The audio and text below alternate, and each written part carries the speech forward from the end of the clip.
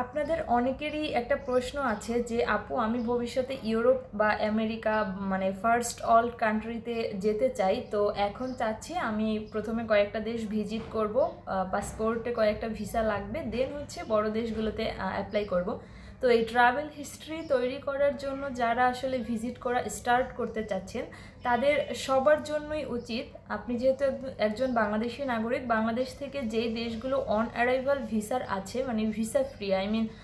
নেপাল, শ্রীলঙ্কা, মালদ্বীপ, এই সমস্ত দেশ যেগুলো আছে এইগুলোতে প্রথমে ভিজিট করা উচিত। দেন এক দুইটা অন অ্যারাইভাল ভিসার দেশ ঘুরে আসার পরে আপনি আমাদের দেশ থেকে কাছাকাছি যেই দেশগুলো আছে মানে এশিয়ান যেই দেশগুলো আছে ভিসা নিয়ে যেতে হয় সেইগুলোর জন্য অ্যাপ্লাই করবেন। যেমন ধরেন মালয়েশিয়া, সিঙ্গাপুর, থাইল্যান্ড, চায়না, এই দেশগুলোর ভিসা লাগালেন, এই দেশগুলো ঘুরলেন, তারপরে হচ্ছে আস্তে আস্তে করে আপনি